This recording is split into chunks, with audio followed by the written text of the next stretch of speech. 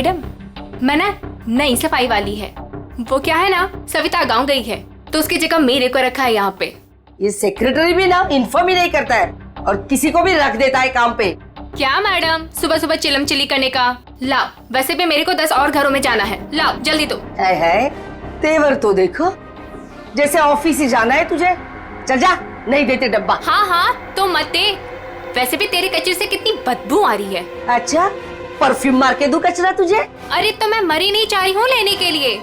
बात तो ऐसे करी है जैसे लगता है कचरा नहीं सोना मांग लिया हो। एक मिनट, कहीं आप वही झगड़ालू औरत तो नहीं जो घड़ी घड़ी सबसे झगड़ा करते फिरते रहती है? हाँ, अरे बहुत किसे सुने हैं आपके बारे में। हाँ ए लड़की, मुझसे सवाल चला रही है तू? हाँ, औकात क्या है तेरी? क्या हुआ? सुबह सुबह ये चिल्लम चिल्ली क्या चल रही है? देखो ना मैडम, मैं ना नई सफाई वाली कचरा लेने के लिए आई थी। वो सविता ना गाँव गई है, उसकी जगह मेरे को रखा है यहाँ पर। मैडम से कचरा क्या मांग लिया? ऐसा लग रहा है कि इसका कचरा बेच करके कोई सोने का महल बना लेगी मैं। बाबा रे बाबा, कितना झगड़ा करती है ये। ओह, तो इसमें कौन सी नई बात है? सबके साथ झगड़ा करना इनकी पुरानी आदत है। आ गई होशियारी झाड़ने। ए सुन, हमारे फटे में टाउन बताना, माइंड योर ओन बिजनेस। चल, देख रहे हो ना कैसे झगड़ा कर रही है ये। वाह वाह, बड़ी आई, माइंड योर ओन बिजनेस। पहले अपने माइंड का इलाज कराओ। सबके नाक में दम करके रखा है अपने रोज के झगड़ों की वजह से। भाभी जी please, I am sorry, I am really sorry. आप अंदर जाइए। शोभा, अंदर जाओ।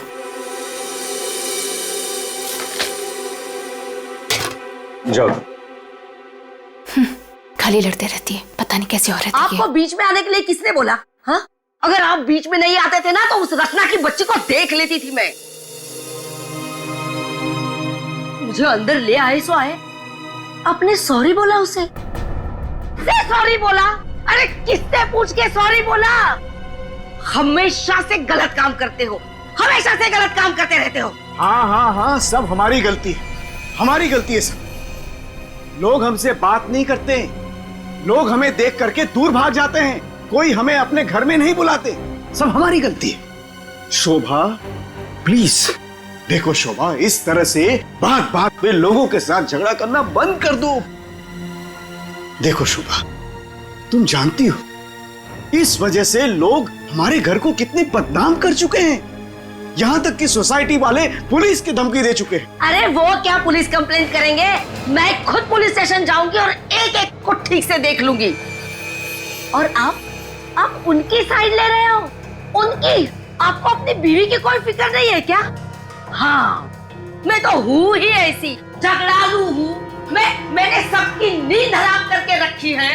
और ये बिल्डिंग वाले, ये तो संत महात्मा है ना। बहू, वो लोग भी गलत हो सकते हैं, लेकिन लोगों से बात करने का एक अलग ही तरीका होता है। आइए आइए, पधारिए। अरे मैं तो वही सोच रही थी कि अब तक आप कैसे नहीं पधारी अपने लाडले की तरफदारी करने के लिए। देखिए माँ जी, एक तो वैसे भी इन्होंने आपको मेरे मत्थे मड़ा है, वो भी मुझसे पूछे बिना। मेहमान बनकर आई हो तो मेहमान बनकर रहो घर में। शोभा, माँ से इस तरह से बात नहीं किया करते। तो आप कहो ना अपनी माँ से कि मुझसे बात ही ना करे। अरे पूरा दिन इनकी सेवा करती रहती हूँ, फिर भी ये सब सुनना पड़ता है। बस मॉम बस, सुबह सुबह दिमाग खराब करके रख दिया है। और अब दादी और डैड से कैसे बात कर रहे हो? क्या ये घर दादी का नहीं है? चुप कर, बदतमीज लड़की। बड़ों के बीच में बात करने से अच्छा है कि तुम अपनी पढ़ाई करो। पर तुम कहाँ पढ़ाई करती हो? पूरा दिन इस मोबाइल और लैपटॉप में घुसी रहती हो। ये किसकी फोटो है? कौन है ये लड़का? तेरा बॉयफ्रेंड तो नहीं है? मॉम, जैसे अभी आपने बताया ना कि मैं आपके मामले में इंटरफेयर ना करूं, वैसे आप मेरे मामले में इंटरफेयर ना करें तो अच्छा होगा। बदतमीज लड़की, मुझसे जबान लड़ा रही है तू। बड़ों से बात करने का तमीज नहीं है तुझे? अगर मुझसे जबान लड़ाई ना तो याद रखना। हाँ, क्या कर लोगे आप? हाँ, क्या कर लोगे? जैसे भैया को इस घर से निकाल दिया, वैसे मुझे भी निकाल दोगे? हाँ? काव्या! माँ, शोभा, बस बहुत हो गया। ऐसे किसी जवान लड़की से बर्ताव नहीं किया जाता। माँ, तुम्हें मंदिर जाने में देर हो रहा है ना, तो चलो मैं तुम्हें मंदिर छोड़ देता हूँ। काव्या, तुम्हें कॉलेज जाना है ना, चलो मैं तुम्हें ड्रॉप करता हूँ। चलो जल्दी चलो। तुझे तो मैं देख ही लूंगी। बहुत बदतमीज होने लगी है आजकल।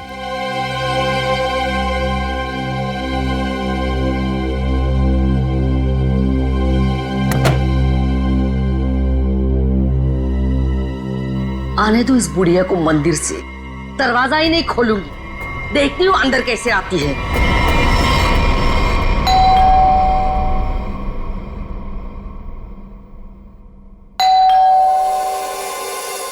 शोभा, दरवाजा क्यों नहीं खोल रही हो?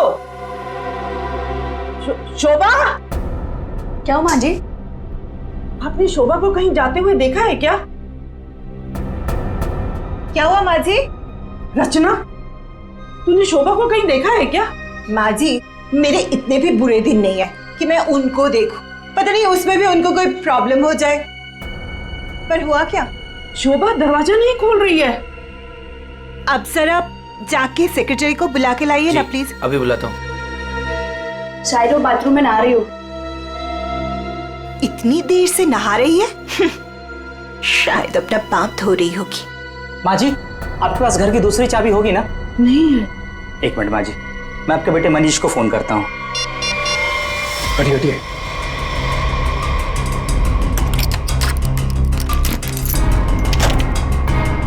माँ, दरवाजा अंदर से बंद है। अंदर से कैसे बंद है? सर, घाव काफी गहरा है, लगता है किसी भारी चीज से वार किया गया है। कोई एक्सीडेंट? इनका पैर फिसला और किसी चीज से टकरा के गिर गई। हाँ, एक्सीडेंट हो सकता है। एक काम करो, घर में जितना सारा फर्नीचर है चेक करो, उसके कॉर्नर चेक करो फर्नीचर के, और फिर देखो कहीं पर नुकीली चीज है क्या, शायद उससे टकराई हो। सर।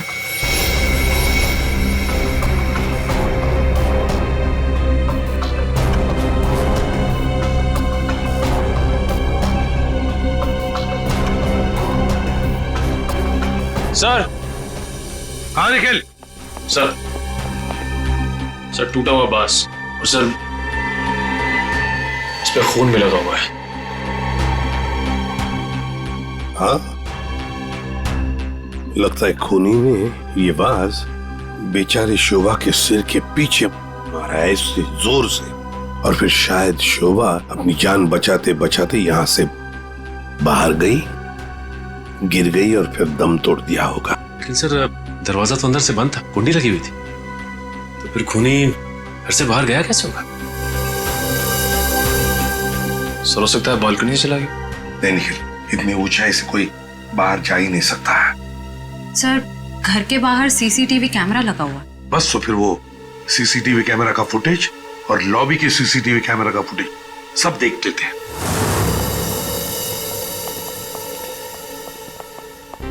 मनीष जी, आज सुबह आप, आपकी माँ और बेटी काव्या जब घर से बाहर गई तब शोभा जिंदा थी, है ना? जी सर। मतलब शोभा जी का कत्ल हुआ सुबह 10:30 बजे के बाद में ही। पर काव्या, तुम 11 बजे कॉलेज से वापस क्यों आ गई थी? देखो, चुप रहने का कोई फायदा नहीं है। हमने लॉबी के सीसीटीवी फुटेज में देख लिया है, तुम ठीक 11 बजे बिल्डिंग में अंदर आई थी। काव्या, तुम कॉलेज नहीं गई? वो मेरा फ्रेंड अश्मित हमारी विंग में रहता है, मैं उसी से मिलने वापस आई थी। अपने बॉयफ्रेंड से मिलने गई उसी वक्त जिस वक्त अपनी माँ का कत्ल हुआ।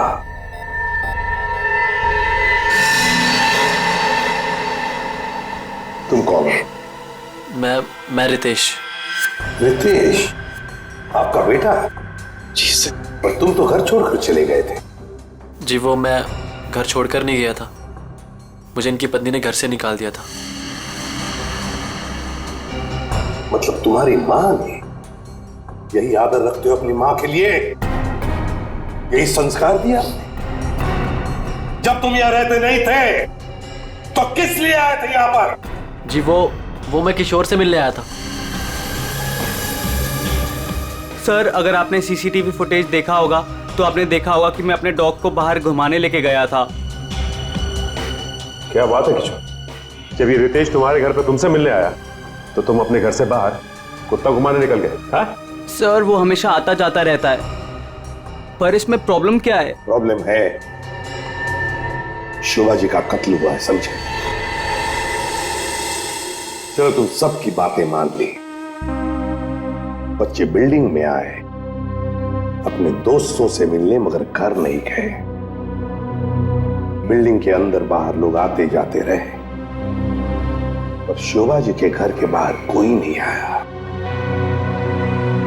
काश अगर कोई भी, एक भी शोभा जी से मिलने जाता तो शायद आज बेचारी मासूम शोभा बच जाती। सर, वो कोई बेचारी औरत नहीं थी, जैसी औरत थी उसके साथ वैसा ही हुआ। क्या मतलब? माफ कीजिएगा मनीष भाई, सोसाइटी की इज्जत का सवाल है। सर, शोभा जी का सोसाइटी में किसी के साथ भी बिहेवियर अच्छा नहीं था। आए दिन छोटी छोटी बातों में झगड़ा करती थी। इवन सर आज भी उनका झगड़ा हुआ था। झगड़ा हुआ था? किसके साथ? इनसे, रचना जी से। ओह सर, मैंने उसको नहीं मारा सर। मैंने तो कभी किसी मच्छर को भी नहीं मारा सर। एसीपी साहब, इन सोसाइटी के सारे लोगों को मैं जानता हूं, इनमें से ऐसा कोई नहीं है जो शोभा को इस तरह से मार सके। मगर शोभा जी का खून तो हुआ है ना, किसी ने तो किया है। अरे तारिका, ये क्या कर रही हो? ऐसा क्या कर दिया डॉक्टर साहब ने? करने दीजिए ना सर, कुछ भला करने जा रही है तो उसे टोकना ठीक नहीं है ना सर? अरे नहीं, मैं जानता हूं अच्छी तरह से। जिस दिन मैं वहां पर लाशों की जगह लेटा हुआ होऊंगा ना, तुम लोग सबको मिठाई बांटने वाले हो, जानता हूं मैं तुम्हारे सारे इरादों के गुब्बारों को उड़ने से पहले ही फोड़ करके दम लूंगा, समझे? हमारी वजह से आप बच गए सालू के साथ, वरना तारिका ने तो आपका सर फोड़ ही दिया था। अरे मैं तो सिर्फ इनायत कर रही थी। अच्छा, सालू के साथ का सर फोड़ने का? जी नहीं, इस औरत के सर पे किस चीज से बहुत जोर से मारा गया है जिससे इसकी मौत हो गई, ये पता लगाने के लिए। देख सालुंखे, किस चीज से मारा ये तो हमें पता है, यही मर्डर वेपन है। हाँ, इस पे तो हमें इनका खून भी मिला था जो उस वक्त तक सूखा भी नहीं था। ये लो, बहुत बढ़िया। हाँ? जो भी वहां पर मिला उस पर भरोसा करके आगे सीधे आना, कमाल है, बिना अपना दिमाग लड़ाए। तारिका, कई बार मैं सोचता हूँ अगर हम नहीं होते तो इन लोगों का बेचारों का होता क्या है? ये बात हमें क्राइम सीन पर मिला है। अगर इससे नहीं मारा गया तो फिर इस पर खून कहां से आ गया? क्या अपने आप छल के आ गया है? ये मैं नहीं जानता हूँ, लेकिन हाँ ये मैं जरूर जानता हूँ कि ये मर्डर वेपन नहीं। डॉक्टर साहब, आप इतने कॉन्फिडेंस के साथ कैसे कह सकते हैं? हाँ, अब आए पॉइंट पर। तो सुनो, इस औरत की मौत हुई है खोपड़ी की हड्डी टूट जाने की वजह से, और हड्डी टूटी नहीं, चकनाचूर हो गई। और ऐसा तभी हो सकता है जब जबरदस्त तरीके से इस पर वार किया गया, बहुत ज्यादा इंपैक्ट की जरूरत होती है।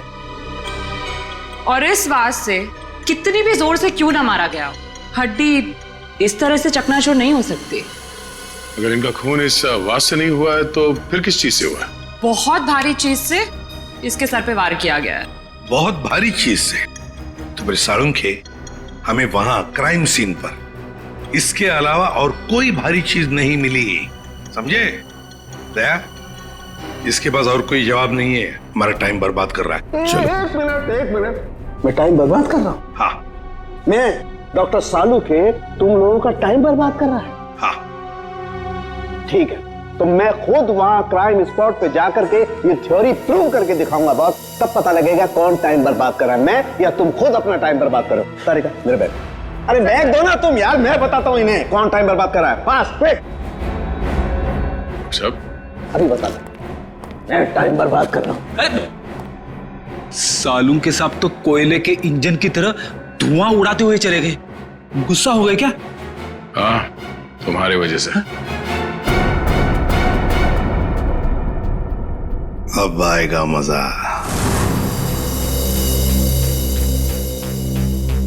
सब कुछ ढूंढ लिया, आप क्या ढूंढेंगे? अपना सर ढूंढो। कहा था ना यार तुमसे, कोई भारी चीज से मारा गया तो भारी चीज ढूंढो ना प्लीज। साहब, क्या लगता है इससे मारा होगा? सर क्या इससे मारा होगा? नहीं, इससे नहीं हो सकता। सर, ये देखिए सर, काफी भारी है सर, इससे मारा होगा।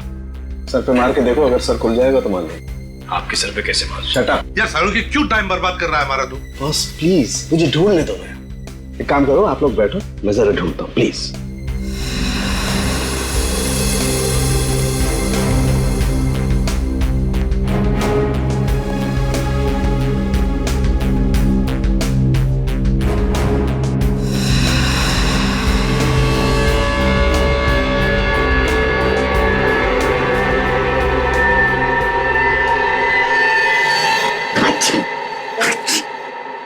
पूरी दुनिया में सर्दी फैलाएगा। ओए, अरे यार क्या हो गया? सर क्या हुआ, आप इतना चीख क्यों रहे हैं? मसाला मसाला मसाला। हाँ सर, चारों तरफ मसाला गिरा हुआ है और यहाँ पे निशान भी है। लगता है मसाला कूटने का खलबट्टा रखा था यहाँ पे। सर बट्टा तो काफी भारी भी होता है। एक काम करो, आसपास जितने भी घर हैं, सारे के सारे घर चेक करो। श्रेया, दादी माँ को लेकर आओ।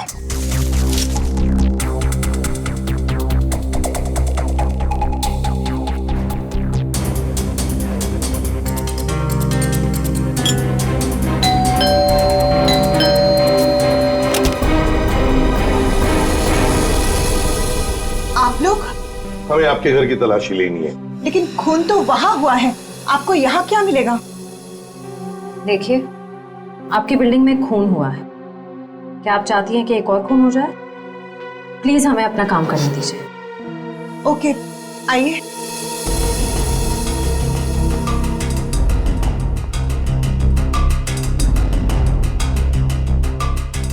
शोभा भी ना मरने के बाद भी मेरे पीछा नहीं छोड़ेगी।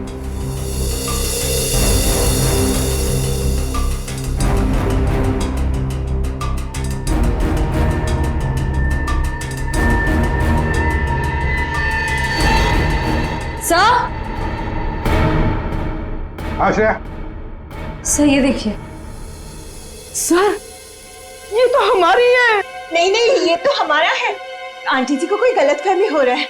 सर इसके नीचे शोभा का नाम लिखा हुआ है। शोभा? तो क्या आपने इन्हें ये दिया था? नहीं सर, आज सुबह तक तो ये हमारे पास ही था। तो फिर यहाँ कैसे? के जरा चेक कर लिया।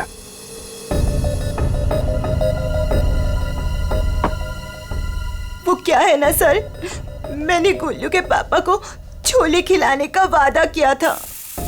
शोभा जी तो मर ही गई थी, वो इससे क्या करती, इसलिए मैं ये लेके चली आई। मैंने कोई खून नहीं किया सर, मैं सच बोल रही हूँ सर, मैंने कोई खून नहीं किया। बॉस, इन पर तो कहीं भी खून के ट्रेसेस नहीं। खून का निशान नहीं? मतलब ये मर्डर वेपन नहीं है? मुझे लगता है शोभा ही हमें बताएगी कि उसका खून कैसे हुआ है और किसने किया।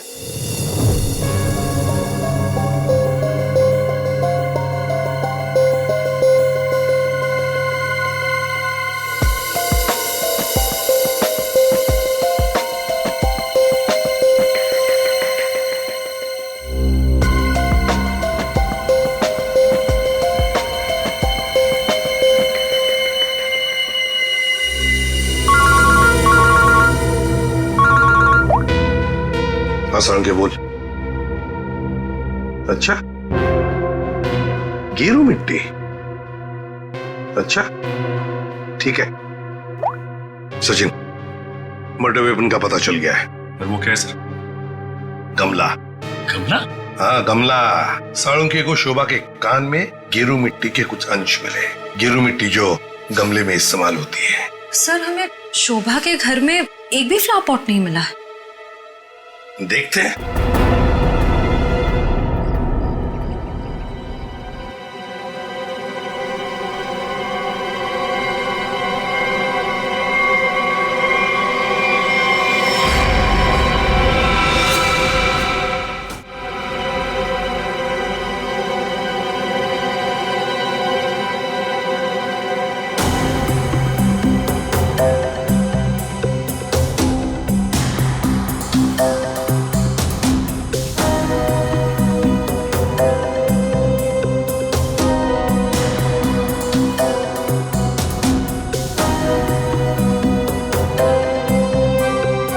गमला यहीं पर गिरा है। पर सर गमला गया कहाँ? हो सकता है किसी ने साफ कर दिया हो ताकि कोई सुराग न बचे, लेकिन मौत हुई है इस गमले की वजह से ही। लेकिन सर ऐसा कैसे हो सकता है? घर के बाहर लगे सीसीटीवी फुटेज में तो हमने किसी को कमरे के अंदर जाते देखा नहीं। तो फिर शोभा जी के सर पे गमला मारा किसने होगा? वही तो समझ में नहीं आ रहा है सचिन कि गमला मारा किसने, और फिर इतने जोर से मारा है कि किसी इंसान की जान ही चली जाए। हाँ सर, सवाल ये भी है कि बंद कमरे से खूनी बाहर गया कैसे? जमीन चीर के या आसमान फाड़ के? जमीन चीर के तो नहीं निखिल, जमीन चीर के नहीं, आया होगा तो आसमान फाड़ के ही। 1 2 3 4 5 6 7 7वें मंजिल पर शोभा जी रहती है, वो रही उसकी बालकनी, और बिल्कुल उसी के ऊपर है 8वें मंजिल की बालकनी। चलो चलकर देखते हैं।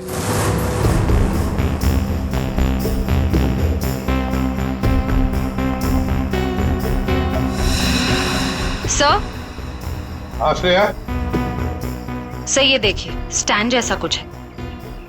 स्टैंड जैसा तो है।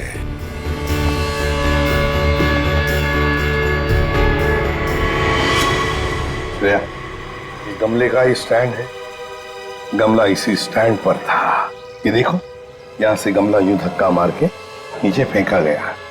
ये फ्लैट किसका है? सर किसी एनआरआई का है, और बिल्डिंग का सेक्रेटरी होने के नाते इसकी चाबी सिर्फ मेरे पास ही रहती है सर। क्या हाल फिलहाल में यहाँ पर कोई आया था? मुझे नहीं पता। तुम्हें पता नहीं? तो फिर इसका एक ही मतलब हो सकता है कि जबकि इस फ्लैट की चाबी सिर्फ तुम्हारे पास ही है, तो इस फ्लैट में भी सिर्फ तुम ही आए होंगे। ये क्या कह रहे हैं सर? मेरे कहने का मतलब है कि फ्लैट की चाबी उन्होंने मुझे दी थी। क्या है सर कि सारे एम्प्टी फ्लैट की चाबी ऑफिस के ड्रॉअर में होती है। एजेंट लोग सर कभी भी आते जाते रहते हैं, तो सर मैं 24 घंटे उनके लिए घर पे थोड़ी ना रहूंगा सर।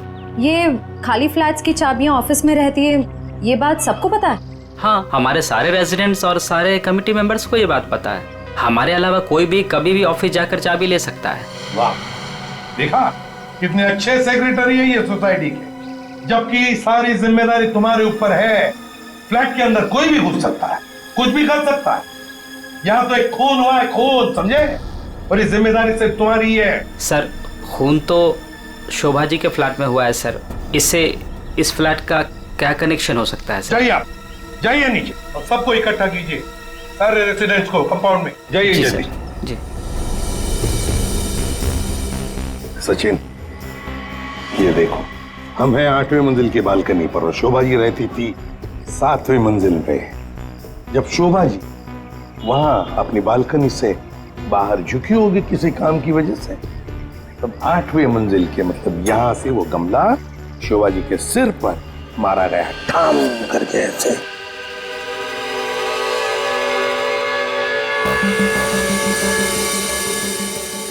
भगवान का लाख लाख शुक्र है, वरना आज तो मसाला कूटने के चक्कर में मेरी कुटाई हो जाती उन सीआईडी वालों के हाथों। इसीलिए छोले को मारो गोली, ये लौकी खिला दूंगी गुल्लू के पापा को। ओह गॉड!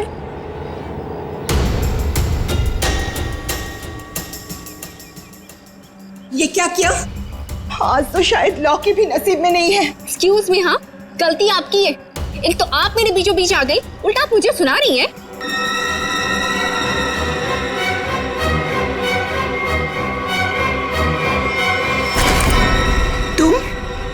तुमको तो मैंने कहीं देखा है। देखिए, आपका जो कुछ भी नुकसान हुआ है उसके लिए आई एम सॉरी।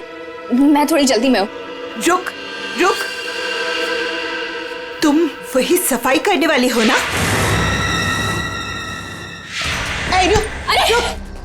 छोड़ मेरे हाथ। तेरी वजह से वो शोभा मेरे ऊपर राशन पानी लेके चढ़ गई थी। कौन शोभा?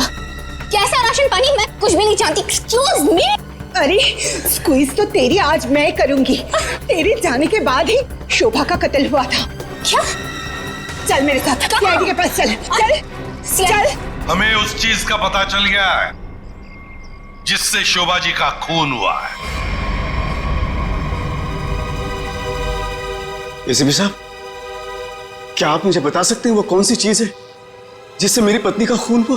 Flower pot. Flower pot? जी हाँ, फ्लावर पॉट। बिल्डिंग के 8वें मंजिल पर जो फ्लैट बंद पड़ा है उसके बालकनी के ऊपर रखा गया था ये फ्लावर पॉट और ऊपर से शोभा जी के सिर पर मारा गया। Flower pot. किसने किया ये सब? मुझे नाम बताइए जिसने मेरे परिवार को हमसे छीन लिया। बताइए एसीपी साहब, कौन है वो? ये तो कहना पड़ेगा कि बड़ा चालाक खूनी है ये, बहुत अच्छी तरह से प्लानिंग की थी, लेकिन भूल गया कि कोई भी कातिल कितना भी चाहे चालाक क्यों ना हो, कोई ना कोई गलती तो कर ही जाता है। जानना चाहते हो कौन है वो खूनी? आप में से ही कोई है, आप में से। ये सफाई करने वाली है। आज सुबह जब शोभा का खून हुआ था उससे पहले मैंने इसको बात करते हुए देखा था। अभी भेस बदलकर भाग रही थी। देखिए, मुझे नहीं पता कि ये औरत कब से क्या बकवास किए जा रही है। मैं तो यहाँ पर पहली बार आई हूँ। मेरा हाथ छोड़ो ना। मैं सच बोल रही हूँ, मैंने इससे झगड़ा करते हुए देखा था। मुझे तो लगता है यही खूनी है सर। क्या बकवास किए जा रही हो तुम? हम पता लगा लेंगे। जरा देखिए इस लड़की को और बताइए क्या आप में से किसी ने इसको देखा है आज सुबह? हाँ सर, मैंने देखा इस लड़की को। सर ये वही लड़की है जो आज सुबह में शोभा जी के साथ लड़ रही थी। रुक, कहाँ भाग रही है?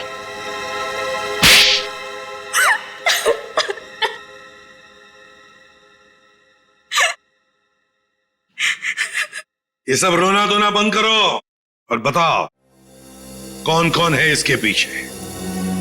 तुम्हारे अकेली का काम नहीं है ये, बताओ जल्दी।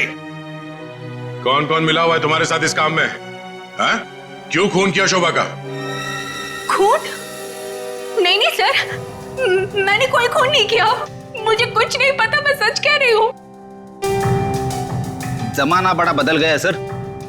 इतनी महंगी घड़ी और ब्रांडेड चप्पलें पहन के घूम रही है।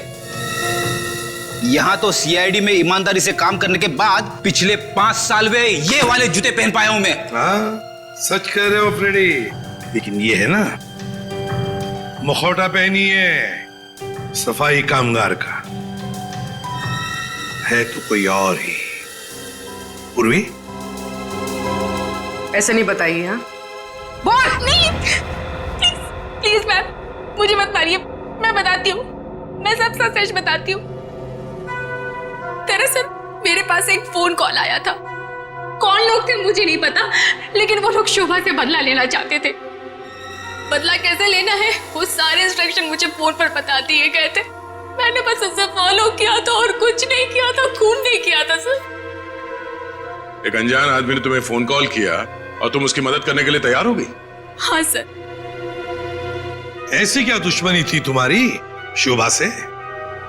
सर शोभा अच्छी औरत नहीं थी, वो बहुत ही घमंडी और झगड़ालू किस्म की औरत थी। समय एक स्टोर में सेल्स गर्ल का काम किया करती थी। मेरे स्टोर में आई वो एक दिन, नेल पेंट दिखाने के लिए कहा। नेल पेंट का ढक्कन जब मैं खोल रही थी तो सर गलती से वो नेल पेंट की कुछ बूंदें उसके साड़ी के पल्लू पे गिर गई थी सर। उसके बाद उसने जो हंगामा खड़ा किया, मैंने उससे माफी मांगी, मिन्नती की कि प्लीज मुझे माफ कर दीजिए, लेकिन उसने मेरी एक बात भी नहीं मानी। मैनेजर के पास चली गई सर। मैनेजर ने मुझे नौकरी से बाहर निकाल दिया। 2 महीने तक मुझे कहीं कोई नौकरी नहीं मिली। घर का किराया तो दूर, खाने तक को मेरे पास पैसे नहीं थे। मकान मालिक मेरे सिर पर चढ़ करके मुझे परेशान करने लगा, कहा कि निकलो मेरे घर से। सर उसने मेरी पूरी जिंदगी तबाह कर दी। फिर मैंने ठान लिया था कि उस शोभा से मैं बदला जरूर लूंगी। इसलिए तुमने कानून को अपने हाथ में लेने का फैसला किया है? सर मैं मानती हूँ कि मुझसे बहुत बड़ी गलती हो गई। प्लीज आप लोग मुझे माफ कर दीजिए प्लीज। ये लो, सब कुछ मान लिया तो माफी मिल गई, ऐसे लगता है तुम्हें? है? तुम्हारी सजा हम कम कर सकते हैं, मगर एक शर्त पर। हाँ सर, मुझे आप लोगों की सारी शर्त मंजूर है, बताइए मुझे क्या करना होगा। तो ये बताओ कि फोन पे एग्जैक्टली क्या इंस्ट्रक्शन दिए गए थे तुम्हें? मुझे बस वो फ्लावर पॉट गिरने के बाद उसे साफ करने के लिए कहा गया था। वो फ्लावर पॉट जैसे बालकनी से शोभा के सर से टकराकर नीचे गिरा तो मेरे पास उसे झट से साफ करके वहां से मैं निकल गई। बस यही किया था मैंने। वो फ्लावर पॉट किसने फेंका था? Flower pot? नहीं, किसी ने फेंका नहीं था। किसी ने नहीं फेंका? ये कैसे हो सकता है? कोई तो ऊपर था फेंकने वाला। नहीं सर, मैं सच कह रही हूँ, वहाँ पर कोई नहीं था। वो फ्लावर पॉट अपने आप गिरा था। कौन था ऊपर? यकीन कीजिए, मैं क्यों झूठ बोलूंगी आप लोगों से।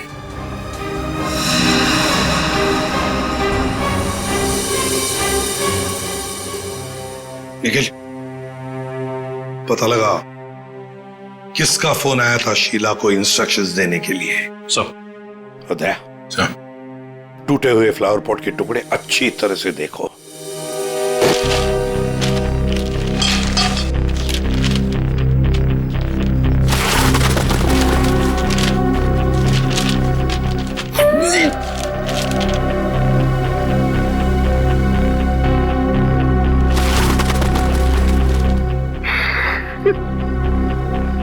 सीआईडी पे इतने साल काम करके यही इज्जत मिली।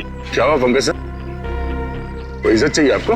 नहीं, वो सर, इसमें सिर्फ सड़ा हुआ कचरा है सर, और कुछ भी नहीं है सर। यहाँ पे थोड़ी देर और खड़ा रहा ना तो मैं बदबू के मारे शहीद हो जाऊंगा सर। कुछ नहीं होगा तुम्हें, काम पे ध्यान दो।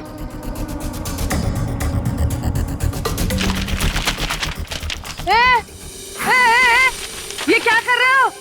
ये मेरा इलाका है, यहाँ मैं किसी और को कब्जा जमाने नहीं दूंगी। अरे कौन कब्जा करना चाहता है? मेरा बस चले तो मैं खुद यहाँ से सलट लूं। तो फिर मेरे इलाके में कचरा चुनकर ये मेरे पेट में लात क्यों मार रहे हो? अरे मेरी माँ, आपके पेट पे कोई लात नहीं मार रहा है, मैं खुद यहाँ पे अपनी नौकरी बचा रहा हूँ। देखो, तुम लोग जाओ यहाँ से, ये मेरा इलाका है, मैं किसी और को कचरा चुनने नहीं दूंगी। जाओ जाओ। हम लोग सीआईडी से हैं और इस कचरे में सुराग ढूंढ रहे हैं। हाँ? सीआईडी? रुक रुक, देखो जरा, चलो। सर, हाँ, सर पे पैर रख के भाग गई सर। आपको थोड़ा सॉफ्ट रहना चाहिए, आपको देख के डर के भाग गई। सर वो टाइम नहीं ना, वो कचरा।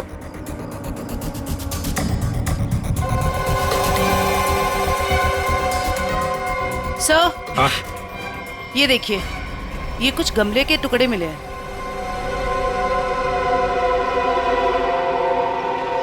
अच्छा, खून लगा हुआ है। हाँ दया, लगता है ये वही फ्लावर प्लॉट है जिससे खून हुआ है। अब ये खून शोभा का है या नहीं, ये तो फोरेंसिक लैब से ही पता चल जाएगा। लेकिन और भी तो कुछ होना चाहिए यहाँ पर, और कुछ होना चाहिए। देखो जरा, अच्छी तरह से देखो दोबारा। सर बाकी तो हमने हर जगह देख लिया सर, और ऐसा कुछ मिला नहीं जो। देखो तो सही। यहाँ मैंने कुछ नहीं किया साहब, मैं निर्दोष हूँ साहब, मैं निर्दोष हूँ। कुछ नहीं किया तो हमें देके भागी क्यों? वो साहब, बिरजू कह रहा था कि जब भी पुलिस वाले देखो ना तो अपनी जान बचाओ और भागो, पता नहीं फिर कब मुसीबत में फंस जाए। एक मिनट, देखो, किसी भी मुसीबत में नहीं फंसोगे तुम। इतना बताओ, क्या सुबह तुमने यहाँ से कुछ कचरा उठाया था? हाँ? घबराओ मत, उठाया था कचरा? हाँ, उठाया तो था, इस थैले में ही है। दिखाओ जरा। नहीं नहीं, मैं नहीं दूंगी, ये मेरी रोजी रोटी है साहब। अरे हमें उसका भजिया नहीं तलना है, हमें सिर्फ ये देखना है कि उसके अंदर क्या है। इधर दो।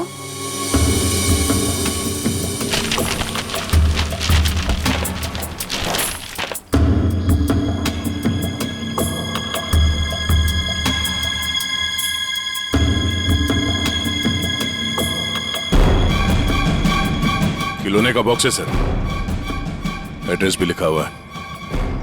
ओह, तो ये है खूनी।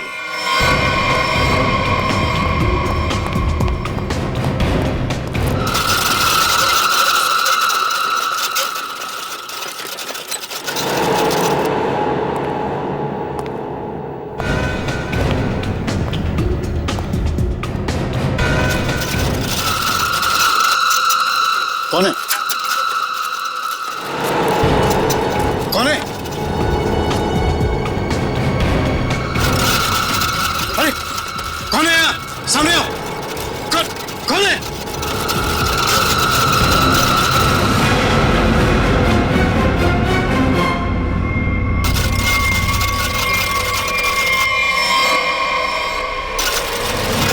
मनीष बाबू,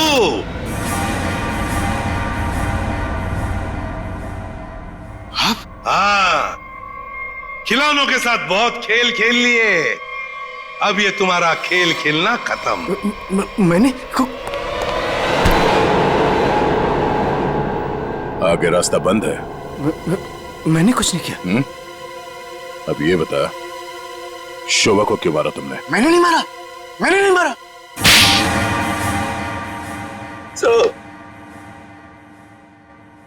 शोभा एक झगड़ालू औरत थी साहब, झगड़ालू औरत। हमेशा गालियां देती थी साहब, हर छोटी मोटी बात पे चिल्लाती थी, भद्दी भद्दी गालियां देती थी। आतंक था साहब उसका एक। हम सबको वो मेंटली टॉर्चर दे रही थी साहब, लेकिन फिर भी हम सबने सहा, हर बात को सहा साहब। जब तक ये बात घर के चार दीवारी तक थी तब तक तो ठीक था, लेकिन धीरे धीरे ये बात साहब घर के चार दीवारी से बाहर निकल के मोहल्ले तक फैल गया। आए दिन लोग पड़ोसी हमारे पास आते थे कंप्लेंट लेकर के, शोभा ने किसी का झगड़ा किया, मारपीट किया। तंग आ चुके थे साहब, हम लोग तंग आ चुके थे। फिर भी हमने शोभा को समझाने की कोशिश की, मगर वो नहीं समझती थी, नहीं समझती थी साहब। हमने तो थक के छोड़ दिया था ये सोचना कि उसे समझाना रोकना हमारे लिए मुमकिन ही नहीं है साहब। बस सिर्फ इसी वजह से तुम लोगों ने उसकी जान ले ली? तो और क्या करता, और क्या करता साहब, बताइए आप मुझे। सोसाइटी वालों ने उसे तंग आकर के हमें नोटिस दिया घर खाली करने के लिए। अगर हम घर खाली नहीं करते इस सूरत में वो हमें पुलिस की धमकी दी। अगर ऐसा था तो डिवोर्स दे देते उसे मारने की क्या जरूरत थी? उसकी भी कोशिश की थी साहब, मैंने, मगर उसने मुझे धमकी दी थी कि अगर मैंने उसे डिवोर्स दिया तो वो मुझे कोर्ट में घसीट के ले जाएगी। मेरे ऊपर डोमेस्टिक वायलेंस का इल्जाम लगाकर वो मेरे ऊपर केस करने वाली थी साहब। मैं मजबूर था, कुछ नहीं कर पाया साहब। रितेश, शोभा तो तुम्हारी माँ थी ना? सर, माँ का प्यार इस दुनिया में सबसे बड़ा प्यार होता है सर, पर वो तो सिर्फ अपने आप से प्यार करती थी सर। उसकी जरूरतें, उसका घमंड सिर्फ उसके लिए ही था सर। इस वजह से जब उसे मेरे और मेरी गर्लफ्रेंड वानी के बारे में पता चला तो उसने इंसल्ट करके मुझे घर से बाहर निकाल दिया सर। और इसलिए जिस माँ ने तुम्हें जन्म दिया उसे ही मौत की नींद सुला दी तुमने, सिर्फ अपने खुशियों के लिए, हाँ? एक दिन रितेश मेरे पास आया एक सुझाव लेकर। उसने कहा कि पापा, अगर हमारी जिंदगी में शांति और चैन चाहिए तो शोभा की जिंदगी खत्म करनी होगी। और इसके लिए तुमने अपने पड़ोसी किशोर और नवीन की मदद ली, जो शोभा के दुश्मन थे उसके बर्ताव की वजह से, हाँ? सिर्फ इनको ही नहीं रहा, इन्होंने बाकी सारे लोगों से भी कांटेक्ट किया जिनका कोई ना कोई झगड़ा था शोभा के साथ। उन सबको अपने प्लान में शामिल कर लिया, शोभा को मारने के प्लान में। शीला के बारे में तुम्हें कैसे पता चला? काव्या ने मुझे बताया उस दिन शीला और शोभा के झगड़े के बारे में, क्योंकि काव्या शोभा के साथ ही स्टोर में गई थी। तो तुम्हारे इस प्लान को अंजाम देने के लिए कोई बाहर वाला चाहिए था, और ये शीला इस काम के लिए एकदम परफेक्ट थी, और इसे शोभा से बदला लेना था, इसलिए ये भी मान गई, हैं? वैसे सारी प्लानिंग की कैसे तुम लोगों ने, बताओ जरा। नवीन ने ऑनलाइन पर ट्रॉली बुक की थी। डिलीवरी होने के बाद वो ट्रॉली और रिमोट वाणी को दिया था। वाणी पेशे से इंजीनियर है साहब। वो ट्रॉली और गमले को किस तरह से रखना है इसकी प्लानिंग उसने नहीं की थी, और फिर वो ट्रॉली और रिमोट लाके किशोर को दे दिया, और फिर काव्या और रितेश ने मिलकर वो गमले और ट्रॉली को ऊपर बैल्कनी में सेट कर दिया। तुम्हें कैसे पता चला कि ये शोभा बालकनी में किस वक्त आने वाली, कितने बजे? साहब, हर रोज सुबह 10 बजे एक भाजी वाला ठेला लेकर के हमारे बिल्डिंग के नीचे आता है और शोभा उस पर बैल्कनी में खड़े होकर के खड़ी खोटी सुनाती थी साहब, चिल्लाती थी, झगड़ती थी उससे। बस मुझे उसी मौके का इंतजार था।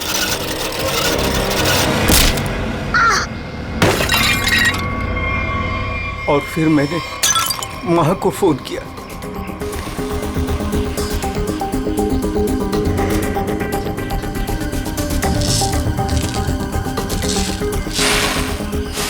कभी एक बार भी नहीं सोचा कि शोभा के ऐसे स्वभाव के पीछे कोई वजह हो, कोई कारण हो सकता है उसे कोई दिमागी बीमारी हो जिसका इलाज हो सके।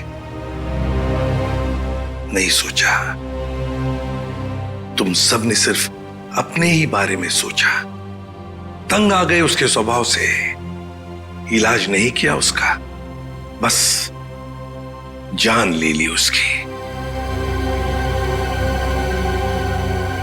कानून तुम सबको कड़ी से कड़ी सजा देगा।